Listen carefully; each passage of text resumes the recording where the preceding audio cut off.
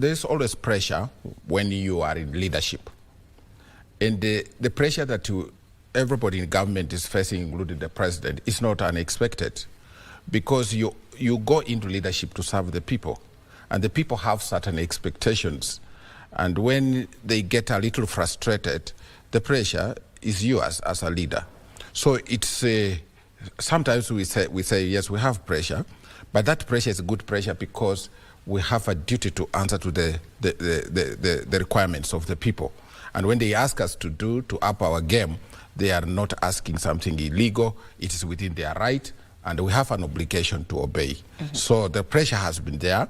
Sometimes it's not there, but in leadership, in a situation like the one we are in, pressure is always the name of the game. I like when you say there's pressure. Now, we have been seeing some shifts in government, so to speak, you know, and you sit in a position, broadcasting and telecommunications. How has been the feel so far at the top of the helm? It's a brand new game. It's a challenge. The new responsibilities have taken over. I have had a long career in the academia, teaching in the university, but here it is government. So I took a little while to learn a couple of things. But in terms of the basics of hard work, which I have been associated with even in university, I think it's the same story. You have to work hard. If you're going to produce PhDs, master's students, you cannot sit on your laurels and think that things will happen. Mm-hmm. So in government also the demand is very high. I'm taking the challenge very well, and I'm grateful the president gave me a chance to do this. I'll do it every other day, overnight, midnight, in the morning. Sleep is a luxury, and I don't have any regrets. Well, now, you know, you're serving a ministry that is very key in communicating, you know, the government's agenda. Yes. 2 years in, what are your highs and what would be your lows at this point in communicating the government agenda? I think there have been what I would say challenges always. When you get situations where people are misunderstanding what the president is saying, like we had during the Mandamano, and making false accusations against the leadership, including the president, that becomes a very low point. And sometimes as a communicator, you think maybe we have not done very well to tell the correct story. But so that have been that occasion. During Mandamano, we witnessed that kind of distortion, misinformation, where adult Kenyans go out to just distort facts. That is a low point as a communicator, and for the entire country. But the higher one is, and which is more critical and more important, is the achievements that this government has committed itself to. And when I look around and see that even the price of unga, which when we came into office, was going at almost 280 something shillings, and now you see it is very much down to about 120, 130, and even the 2 kilogram measure of maize is just about 50 shillings in places like Western and parts of Rift Valley. Then you feel that is high, because that is not where the country was in 2022. So there are quite a lot of achievements we have achieved in this era, and I think if you give me time later in the discussion, I can enumerate some of them, but I think those are the high points because they speak to our agenda. Mm-hmm. Yes. Now, they have been concerned that, you know, government is not, you know, effectively communicating, you know, its agenda and successes. Do you agree, or what is your opinion on that? I think government is communicating. What has been happening is, while government communicates, when you are in office, you are in power, you communicate, but there's always a counter movement to make sure that communication doesn't land. In this era of social media, and considering that our constitution celebrates freedom, which even the president is talking about, people make it their business to distort facts about government. They can tell us stories which don't exist, and it's the nature of humanity to pick stories which are not true but juicy, and so that interferes with the correct communication. But I think government is communicating, and it's not even just a question of going to tell people what you are doing. I think this government has a unique characteristic of communicating through actions. And there are a lot of actions that we have been involved in. When the president spoke about, and I can take you to this because it is important. You remember when the president assumed the office, he talked about the bottom-up economic thinking. And there were two priority areas, Regina, which were critical.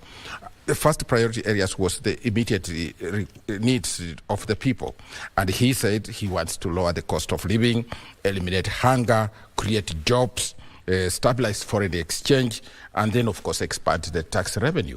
This is the agenda that he took to the people, and they voted for him. Then there was that's at immediate level. At the second level, he talked about the 5 pillars of the government. Then pillar number 1, whichever way you want to state it, is about housing and settlement. The number 2, agriculture and food security. Then you have small and medium enterprises. You have universal health care. Then the information superhighway. Those were now the medium term or long term agenda. So if you look at these 2 areas, the priority areas, which are part and parcel of the manifesto, you look at the cost of living. When we came into office, we were told the cost of living is very high. You had people going to the streets to say, lower the cost of living. I don't think you hear about that story about food again. I think in many parts of this country, the question of food now, when we talk about it, is about storage and keeping the food. But otherwise, the food is available. So we have done a couple of things, lowering eliminating hunger. We haven't quite achieved that. Yes. But we are somewhere. We are not at 2022. We have stabilized the foreign exchange. When we came into office, we had the exchange rate to the dollar was, Regina, just about 170. But now it is 128 for a dollar. That is not a failure. That is not a failed story. So we are communicating through action. Now, the people of Kenya voted for this government to collect revenue. There are many people in Kenya who don't pay taxes. And that is one of the things that the president talked about, and which became the basis for the tax measures that he has undertaken to finance our economy. So it's not that the president has sat in one place and just decided, let me raise the tax revenue. This is part of our manifesto, and we are communicating that through action rather than just talking. Okay. Now, when you talk about taxes, and right now we are actually just on display on what the bottom-up economic model looks like. And would want to pose, how does it work? Because there are critics who've come out and say that the bottom-up economic model, why did we have to adopt it? What was so wrong with the Big Four agenda, that we had initially? I think Regina, I'm glad. For instance, I'm glad that you asked this question. It's a quintessential question, and which many people should be asking. If you look at the demonstration on the telly about that pyramid, for many years, from 1963 up to the time President Ruto becomes president, the experiment we had adopted was the one that says that small part, the tip of the pyramid, that you can empower big businesses and industrialists at the top, and whatever benefits they get will benefit the many people you see at the bottom of that pyramid, at the base of the triangle, as you can see that. Now, that is the experiment which is like top, bottom. So when you empower the top, the bottom will also get the goods and they get the warmth. The trickle-down effect. The trickle-down effect. Now, if you have been conversant with the history of our country, this country was richer in 1963 than it was in 1970. And poverty levels have been increasing. By 1980, poverty levels had gone up. And at the time we reached the 21st century, poverty levels were at imaginable levels. The rates were very high. So, as a leader, President Ruto asked himself, is this model working? If it's not working, can we just sit and say, this is the only model available, or we do something about it? So, in his campaign, he posed several questions and engaged many people in this country, even through town halls, and said, this model has failed. So what is it that is failing? The failure is coming as a result of the fact that at the top of the pyramid, the industrialists and big businesses don't even have enough positions, enough positions to give to Kenyans. Let me give you 2 examples. The just a few years ago, the government set up the garment factory in Kitui. And when it did that, the garment factory could only, after taking in millions of shillings to set up the factory, it promised to give only 600 jobs. Then there was the bullet factory. You heard about that story. Yes. It was only going to employ 1,000 people. After putting in almost, 200 million to put it up. Now, 200 million to create 1,000 jobs, millions of shillings to create 600 jobs. You cannot deal with the lower part of the pyramid which you have shown, and you are not going to give enough jobs. So what the president said is we must adopt a new model where we look at that bottom part and say, how can we empower them to look after themselves without depending on the top? And so he says, the engagements we do, what are the problems of these people at the bottom?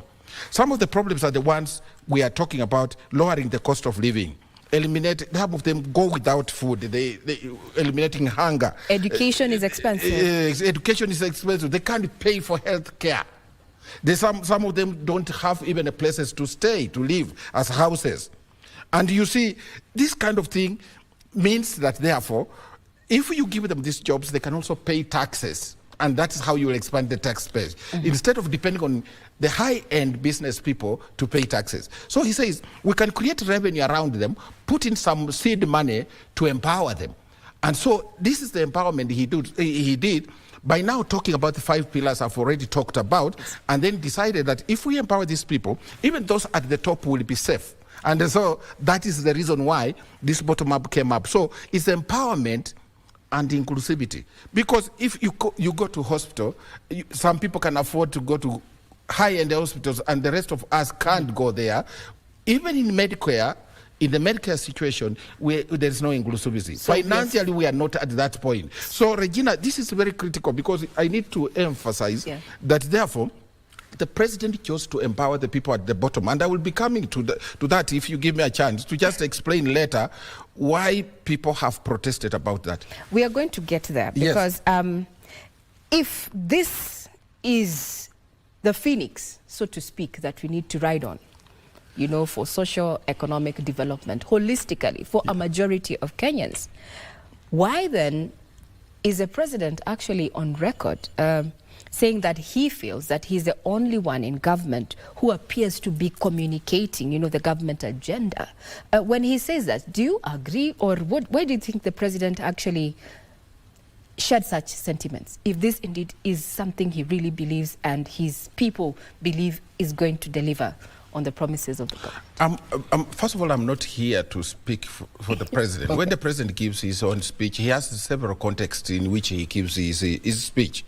So, in the fullness of time, you probably, when you ask the president is capable of explaining the context in which he used. But what I think the president was communicating from my own interpretation is that all of us in government can do better.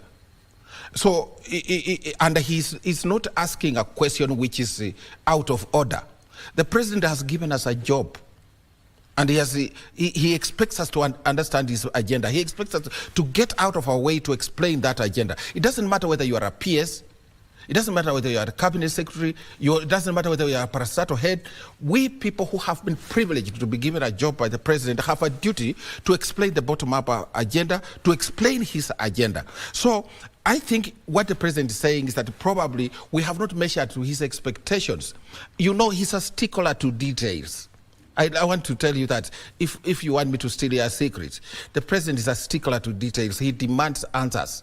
So therefore, he looks at his trips, and if he's not satisfied, he has a right to talk like that. And we have also a chance to up our game. So that, in my opinion, is the context in which the president is talking about, and therefore there is no gainsaying, there is no contradiction. He must, and he's the chief, as I've said, he took oath. When this country goes wrong, before they reach PSS or CSS, they talk about the president. He has a responsibility, and he must call us to order, and that is the context in which the president is talking. Now, tonight on the shift, we were asking members of the public a few questions, and one of them was, do you think government officers understand, what the better agenda is? So we pose the same question to you, Bona PS. Do you think government officials, your colleagues, fully understand? I think they do. I think they do because even those who are probably not at the center of crafting the agenda, they have in their own way communicated about the bottom-up agenda. They have done it. They have done it, and they continue doing it. What is critical is that we can all do better than we have been doing. So when the public asks questions about the bottom-up agenda and we discover there is a lacuna in understanding what it is all about, all of us have a duty to think, is our communication right or is it wrong? But as the government officers do that, you have also to get back to the earlier response I gave, that this agenda is being communicated through several media, several forums. There are people who are communicating by talking, but there are also people who are communicating by action. So we must go to the ground, because even when you are in Nairobi here in a studio like this one, you want to see the activities of government. But if you pick every ministry, every state department, and you ask the PS, what have you done? If I go to a village and try to do certain things to the villagers, participate in the bottom-up thinking, explain to people government policy, or be launching a project in that village, the people already know the action. It doesn't matter how many times you tell them the story. You tell them that, government is doing this kind of thing. They already know government is doing this kind of thing. So I think communication is being done at different levels, and the government officers have gone through rigorous activities, rigorous training to communicate about bottom up. So I think the government officials are up to the task. They're up to the task. Yes. We will be back with, just your views as members of public. Do you think that government officials are doing, or rather are pulling their weight when it comes to delivering on the promises that were made on the campaign trail, and also promises that keep being made at public forums? Now, the question you have on your social media platforms include, do you think government officers understand the bottom-up economic, what it is, a bottom-up economic agenda? Then secondly, do you understand yourself what the bottom-up economic agenda is? Get on X at KBC Channel 1. Mine is at Ray Manyara. Now let's play it up for you there, just in case you missed it. So the first question is, do you think government officers understand what bottom-up economic agenda is? You can respond on X. The second one is, do you understand on a personal level what the bottom-up economic agenda is? Either way, no or yes. Tell us where you're watching this particular broadcast from and give reasons why you do not know or you're not aware. We take a quick breather. The shift will be back. Shift, and tonight we're putting better, or rather what is called a plan to deliver Kenya socially and economically as per government's, wishes and plans. If it is at all working 2 years in, my guest tonight is none other than Prof. Broadcasting and Telecommunications, that is Edward Waswa Kisiang'ani. And before we took a break, we actually sampled your views. And some of the issues, Bona PS, that Kenyans have raised is that corruption and wastage is undermining efforts by government in as far as service delivery is concerned. How is government working to address this? Because we have been keeping tabs. Right now we are seeing, as if various arms of government are counteracting each other. We have the DPP on one end, we have the EACC on the other hand, when it comes to matters of corruption. And Kenyans have said that that is one of the reasons that is undermining, service delivery to Kenyans. Speak to that, please. I listened very carefully to Wananchi talking about the problem of corruption and wastage. I think if people, and I will remind all Kenyans what the president said during the campaigns. initially, corruption in Kenya had been weaponized, where if I don't agree with you, Regina, I simply call the police to arrest you to stop you from criticizing me. President Ruto has not done that. In fact, there are certain things that President Ruto has been talking continuously, and maybe those of us in government who are privileged to work under him, we should continue talking about this so that people understand his thinking. The president's thinking is that we must have strong institutions to fight corruption. It must never be personalized. And that's why the first thing that he did when he came into power, into office, the president appointed judges who had been ignored after being approved just because some people had issues to work with them. In fact, some were being accused of being corrupt without any tangible evidence. So he appointed. The other thing that the president did, he empowered the investigative arms. You remember, the police initially depended on the office of the president for budget.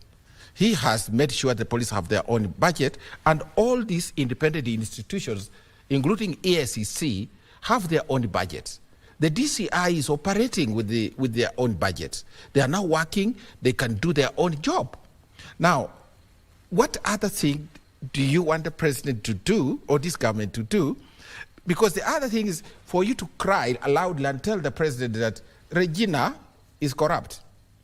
I think, Regina, you have heard these accusations. There have been these accusations that go against government officials every day. Somebody floats an accusation in the social media to argue that so-and-so is corrupt. All of us in government, you will always get somebody making claims against you. But is this country going to run along those lines? What is important is that when Kenyans get information about corruption, they must use the institutions that we have put in place, which the government of President Ruto has empowered. EACC, nobody interferes with the EACC. We have not interfered with the budget for the police, the investigating arms. We haven't. So if they're not working well, before you even spread out and start accusing government, you must ask yourself, how much have you engaged these institutions, and how far have they failed you before you now say government is not fighting corruption? Government can only fight corruption within the provisions of the Constitution. Any government that is privileged to be where it is, like this government is, cannot fight corruption by picking people from the streets and taking them into court, and then they are jailed for corruption without evidence. It's not going to work. Any government which does that is bound to fail. So this is very critical about corruption. The people who are making claims about corruption need to engage the institutions that have been put in place, and if those institutions are not helping them, if it is you or Kisiang'ani who is corrupt, get these institutions and report, give evidence, and then let's go to court to test the evidence. Once the evidence is tested and you're found to be corrupt, then the whole constitution allows the process which will punish you accordingly. But I think what the public wants to see is that if somebody wakes up in the morning today and makes a claim of corruption against a public figure, what the president is supposed to do is to pick a phone and then call somebody in the police and say, arrest so-and-so quickly. Then pick another one to call the judiciary and say, put this one in for 7 years. It can't happen. So this is a bit of some misunderstanding. It is true. And therefore, the fight against corruption is a fight for all of us. Citizens should be responsible and responsible enough to give information, and let us use our institutions to fight corruption. So that's one of the issues that I think has escaped the attention of very many people. Well, let me be the devil's advocate here. When we see, for instance, the EACC, that is the Ethics and Anti-Corruption Commission, and the Director of Public Prosecutions at loggerheads, seemingly to speak from both sides of the mouth, it's very confusing for 1NG, because the question of integrity when it comes to matters of governance, we have not seen the prosecution of the said bigwigs who have been mentioned in adverse cases of corruption and graft. Actually, even after years, some are being left off the hook. So if we are keenly focusing on implementing projects under better and using better to grow this country, Mwananchi feels that, and that was mentioned in that, the government is out of touch with the needs of Kenyans, because we are seeing corrupt entities, persons running away with money. We're increasing the tax bracket, increasing taxes. It feels as if there's a misnomer there. If I asked you today, Regina, do you know anybody who has run away with money and you have evidence? And if you do, what did you do about it? Most of these things, and I'm happy that we're talking about the shift, President Ruto and his government, and I speak for the president on this, the rule of law. And he always talks about the rule of law. The alternative is the rule of the jungle, where you wake up and commit. Even you talk about people running away with money. Who are these people who have run away with money, and who saw them? Where did they hide the money, and how did they report? These are perceptions that are created. You remember, you understand that this is a political environment where people are contesting, planning ahead 10 years from now who will be in power, and they can do all sorts of allegations. But once they finish the allegations, let's get back to the facts. Who is this that has run away with money? How much money did he pick? And what happened? Because if citizens know that this person ran away with money, what did they do? Who did they talk to? It's not just about talking about the president. If today you go to the president and his government and you report, Regina, that I think so-and-so has run away with money. Then you tell him, I think so-and-so took money. Then he asks you, how much money did he run away with? You say 20 million or 100 million. Is that enough to execute a prosecution? I think there is need for us to get back to institutions. This country in the 1980s was running on a passion, on opinion, on sentiment, because you could still suffer for a crime you have not committed. President Ruto and his administration pledged to follow the Constitution. You have seen even sometimes the same courts, the same institutions have stopped people from doing certain things. That sometimes they even reject some of his appointments, and he doesn't go run rogue to do what the institution does, because he knows he's the executive. And then we have the legislature. If they reject, they have even rejected some of the things he has done. That is because this constitution belongs to the people of Kenya, and as a leader you obey. So let us change the tact and let us shift from the old tradition of trying to say, once you make a claim against somebody, then that claim becomes truth, and impatiently you look at government to take action against no evidence. So I'm looking forward to my fellow Kenyans, instead of just talking. The act of prosecution is not the president's prosecution. It's up to every Kenyan to provide evidence against people who have committed crimes, and you know they have committed crimes, report to the relevant institutions, and if the institutions don't work, that's when you can petition Parliament.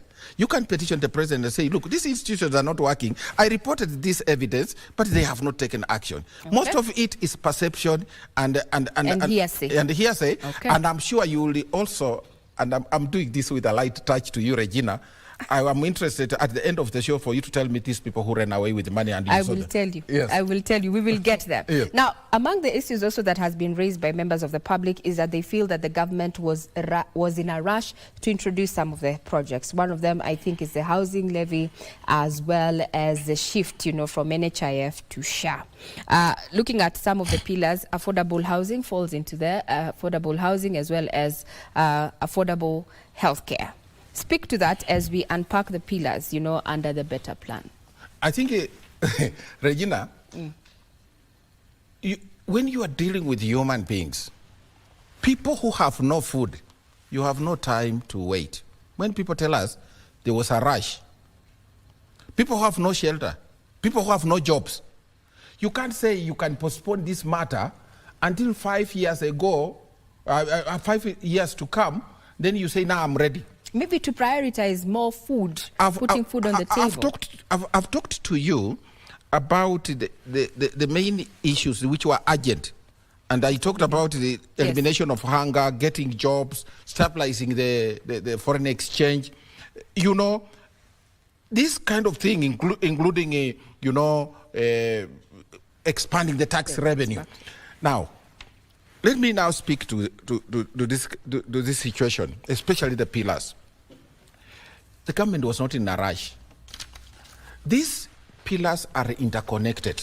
So the 5 pillars I'm talking about, by the way, there's a 6th one I will mention. Climate. Climate change and environment. But yes. let's go systematically about this. Yes.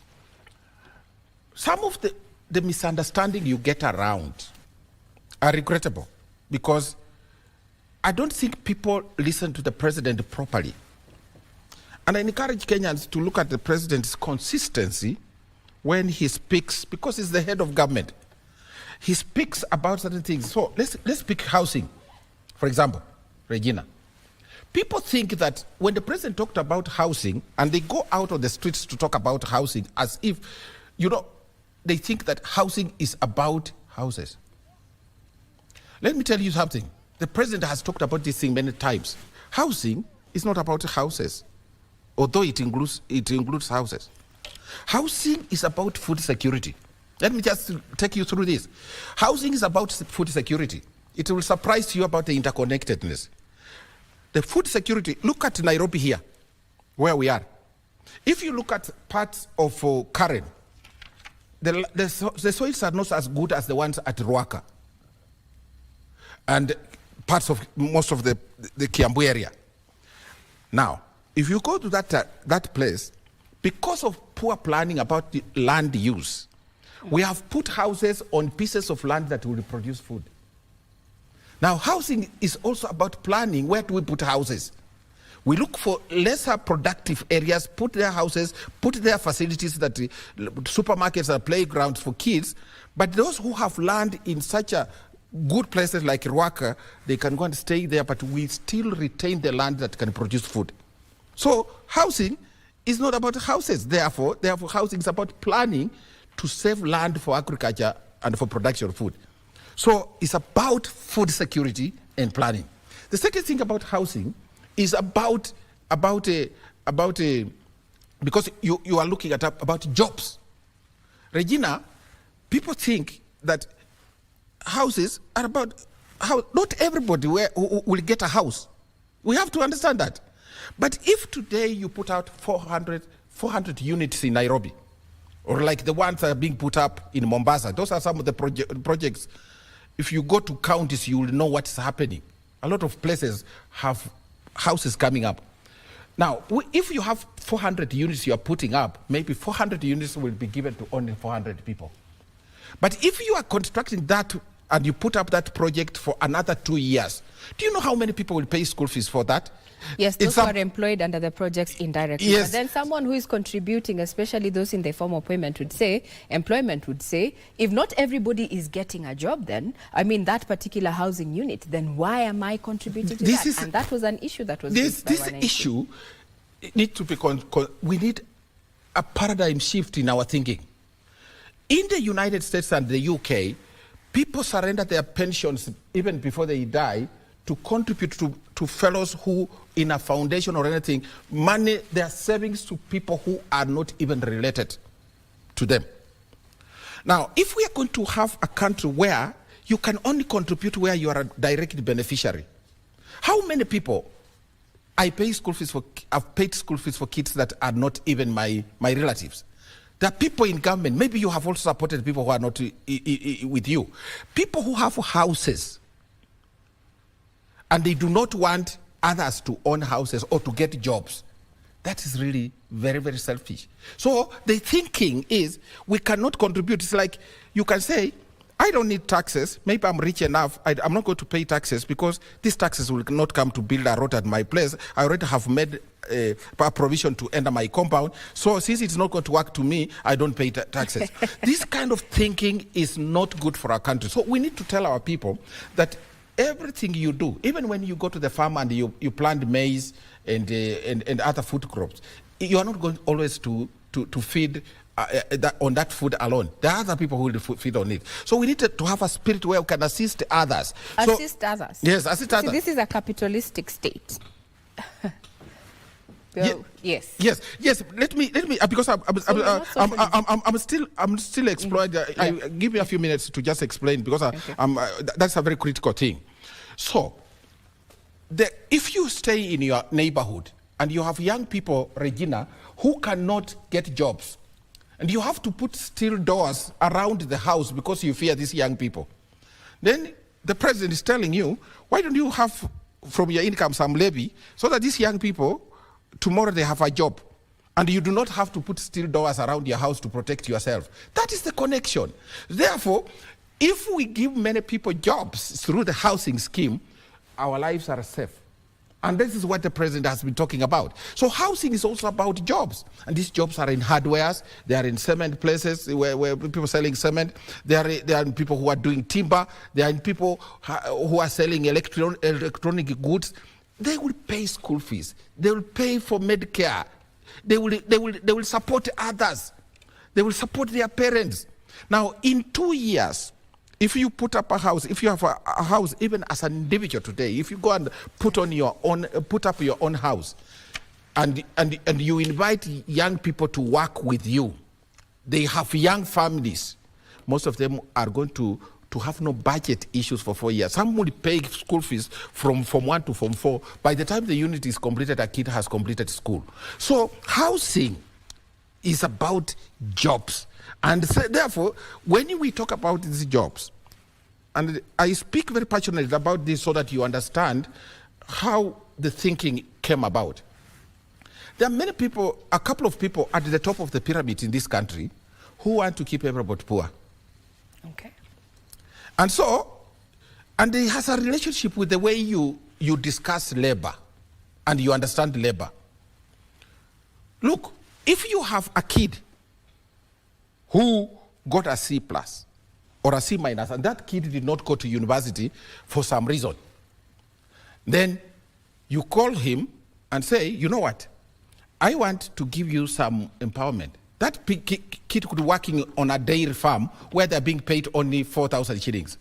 Then President Ruto calls that kid out and says, you come, I want to give you some digital skills, give you a smart-enabled phone, which you can use even to order your materials for housing.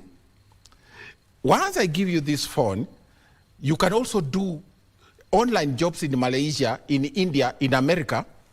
Now, the 4,000 you're paying this kid on a dairy farm where you have your cows is the money that the kid will make a day. Now, but once the president migrates, shifts this population which has been providing cheap labor, and now empowers them to earn for a day what they earn in a month, he's bound to get this protest. So the people fighting are the guys who are saying, why is President Ruto interfering with our labor? Our cheap labor, which provides us with high profits, and now he's empowering people who give us cheap labor. The young people of this country need to understand that thinking. If they understand that thinking, their only friend will be William Ruto.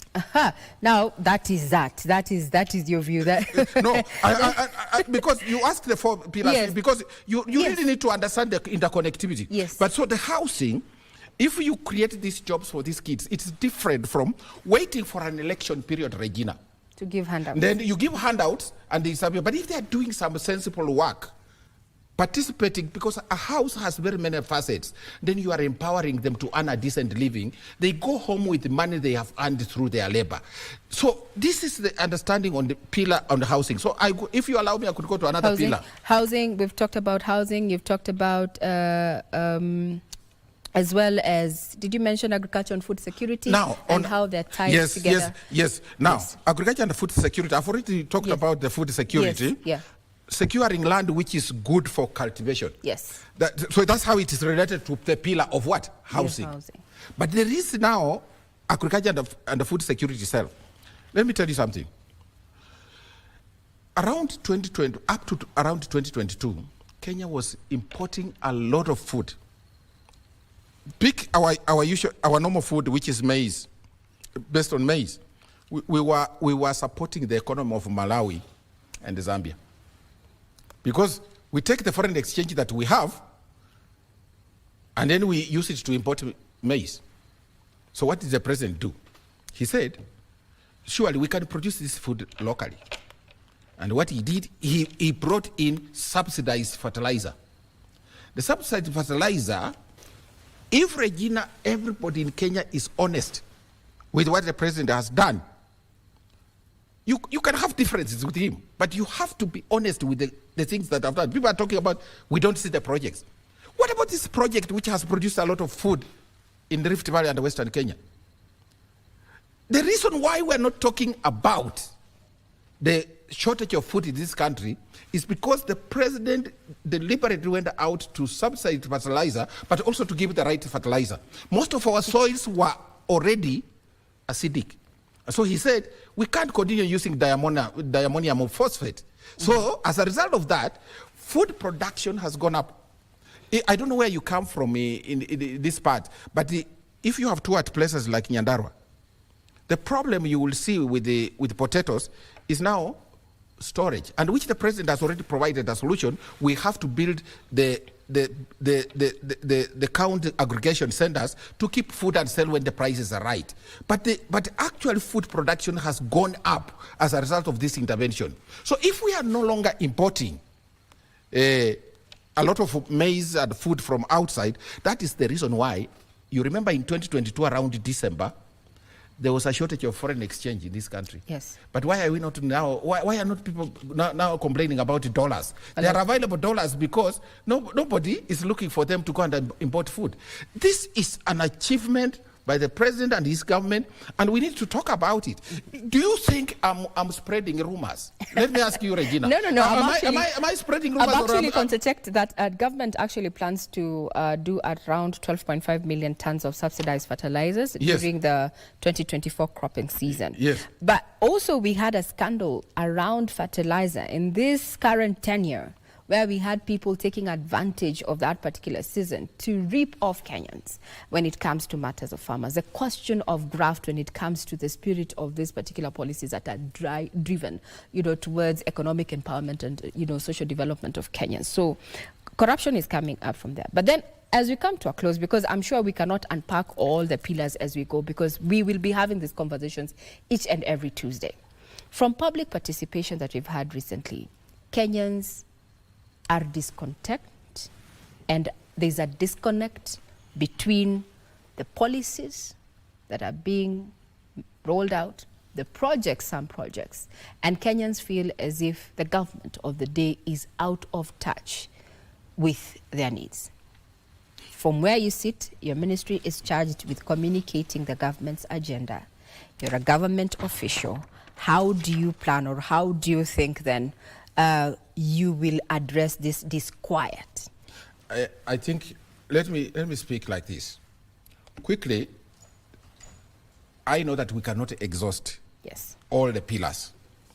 But what I'm telling you, at every pillar, and I will begin with mine also, the pillar number 5. Yes, digital. I will just talk about quickly to tell you that we have rolled out the digitization programs across the country, and in our latest move, we are now even using Kenya Power to move the fiber into homes. Yes. Now, it's out there for you to check. The digital hubs that we have done in Tibet, the Gituma programs, these are not rumors. And we are doing that to support the agriculture. We are doing that to create jobs. So that we eliminate poverty. It is interconnected, and our ministry plays a role of bringing together all those pillars together, because it is the oil, it is actually the petrol that runs this country, because the president and his government are migrating all Kenyans to the digital platforms. But now coming to your question on the discontent, I think if you do a proper analysis, a pollster, and I encourage KBC to do a pollster, some of the things that you think are true, the people will tell you they are not true.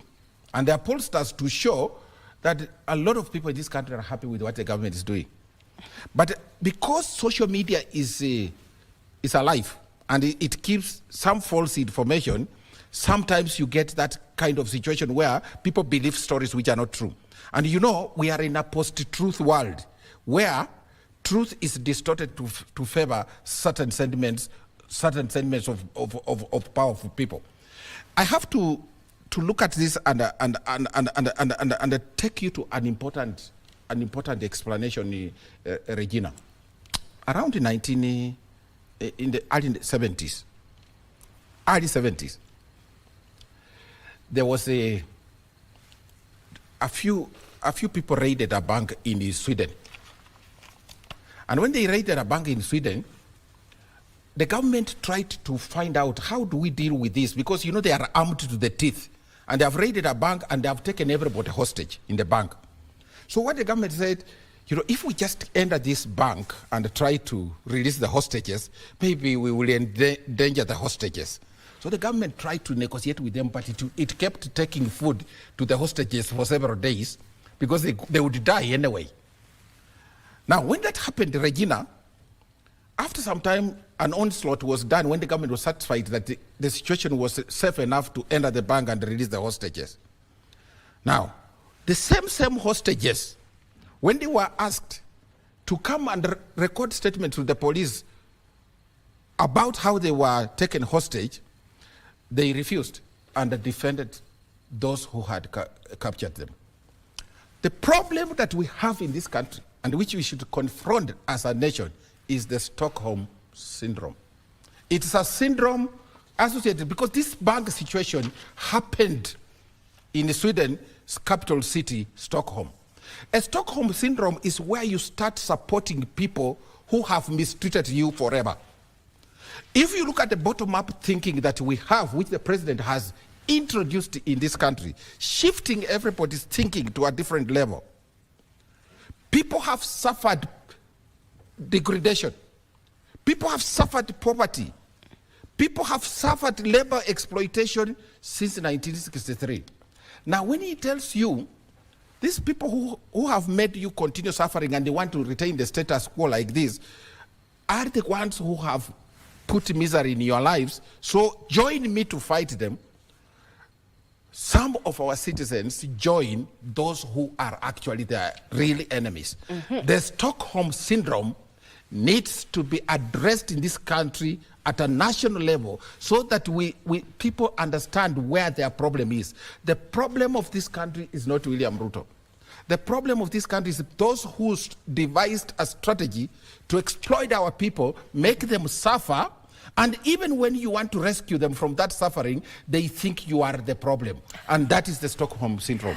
Now, our viewers who are watching online as well on, from the comfort of their homes, question is, do you agree with what our PS tonight has said in regard to, the numbers, the recent public participations that where Kenyans have come out and said a myriad of things, including that the government is not really working for them, and some of the projects are rushed and such. And tonight we have been trying to unpack the better, and that is a plan that has a vision to deliver the objectives of Vision 2030 and more, including the ease of doing business, employment, food security, affordable housing, affordable healthcare. And we were asking you if you know what the better plan is. Now that we are coming to the tail end of this particular program, what is your take? Kisiang'ani, that is, I think, your ex handle, is simply running PR for the KK government's bottom-up model. What's your take? Everybody is entitled to an opinion. I think even in this studio, you can gauge what lie have I said. I have specific information. I've surveyed the bottom-up thinking. I've told you what it is for. And when we talk about housing, I've explained what that means to our people. And those who have participated in it have gotten jobs. There's a superhighway. So it's not enough for anybody to say, I'm running a PR thing. I think it's important to say, what is it that I have said tonight that is not true? Mm-hmm. And that's how I will be judged. I have a lot of respect for everybody.